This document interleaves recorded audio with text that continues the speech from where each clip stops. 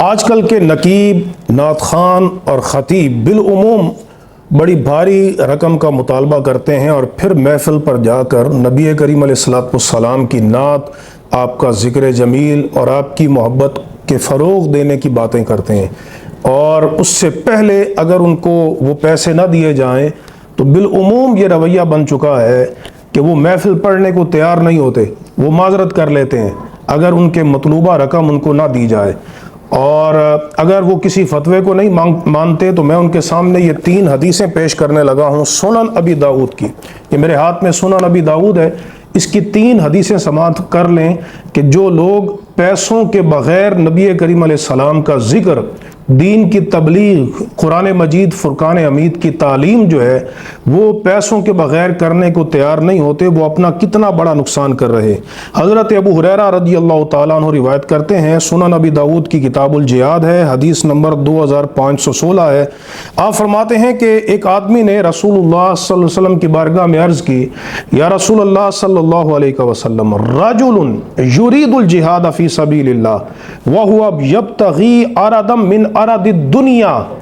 یا رسول اللہ صلی اللہ علیہ وسلم، ایک بندہ جہاد کرتا ہے، جہاد کتنا بڑا فریضہ ہے، لیکن وہ دنیا کے کسی سامان کا، درہم کا، دینار کا، کسی اور مادی منفعت کا طلبگار ہوتا ہے اور وہ اس کو مقصود بنا لیتا ہے، تو نبی کریم علیہ السلام نے ایک جواب دیا، فرمایا لا اجر لہ، اس کے لیے آخرت میں کوئی اجر و ثواب نہیں، جہاد کا کوئی اجر و ثواب نہیں۔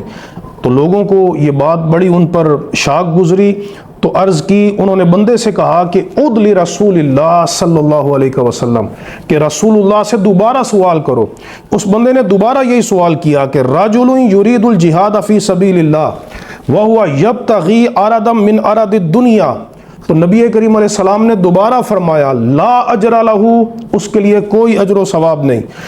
اس بندے نے تیسری بار یہی سوال کیا نبی کریم علیہ السلام سے کہ ایک بندہ جہاد کرتا ہے لیکن دنیا کے مال اور دنیا کی مادی منفعت کا طلبگار ہوتا ہے اور اس کا مطالبہ کرتا ہے، تو اس کے لیے کیا حکم ہے؟ تو حضور نے فرمایا لا اجر لہ، اس کے لیے کوئی اجر و ثواب نہیں۔ اگلی حدیث نمبر 2517 ہے۔ حضرت ابو موسیٰ اشعری رضی اللہ تعالیٰ عنہ روایت کرتے ہیں کہ ایک دیہاتی نبی کریم علیہ السلام کی خدمت میں حاضر ہوا اور عرض کی، یا رسول اللہ صلی اللہ علیہ وسلم، ایک بندہ شہرت کے لیے قتال کرتا ہے کہ مجھے ناموری ملے اور اس کو مقصود بنا لیتا ہے، اور ایک بندہ اس لیے قتال کرتا ہے کہ اس کی تعریف کی جائے کہ کتنا بہادر ہے، شجاع ہے، اور ایک بندہ مال غنیمت کے لیے قتال کرتا ہے، تو ان میں سے کس کا قتال اللہ کے راستے میں ہوگا؟ تو نبی کریم علیہ السلام نے ارشاد فرمایا من قاتل لتکون کلمۃ اللہ ہی العلیٰ فہو فی سبیل اللہ، فرمایا جو شہرت کا طلبگار ہے نہ اس کا قتال فی سبیل اللہ ہے، جو مال و دولت کا طلبگار ہے نہ اس کا قتال فی سبیل اللہ ہے، فی سبیل اللہ قتال صرف اسی بندے کا ہے کہ جو اس لیے قتال کرتا ہے تاکہ اللہ کا کلمہ بلند ہو جائے، اللہ کا دین سر بلند ہو جائے، وہ دین متین کی خدمت کرنے کے لیے رب کا قرآن، رب اور مصطفیٰ جان رحمت کی حدیث لوگوں تک پہنچاتا ہے۔ ایک اور حدیث میں ہے جو حدیث نمبر 2527 ہے، امام ابو داؤد نے اس حدیث کو روایت کیا کہ حضرت یعلا بن منیہ بیان کرتے ہیں کہ نبی کریم علیہ الصلوۃ والسلام نے جہاد کا آپ نے اعلان فرمایا، تو یہ فرماتے ہیں کہ میں بوڑھا تھا اور میرے پاس کوئی خادم نہیں تھا، تو میں نے ایک اجیر کو تلاش کیا کہ جو میری خدمت کرے، تو میں نے اس بندے سے یہ کہا کہ تم جو ہے جہاد پر چلے جاؤ تو میں تمہیں اس نے کہا میں 3 دینار طلب کروں گا۔ 3 دینار کا مطالبہ کیا حضرت یعلا بن منیہ سے کہ میں آپ کی جگہ پہ قتال کرتا ہوں اور مجھے 3 دینار دیجیے گا۔ تو فرماتے ہیں کہ فجئت النبی علیہ السلام،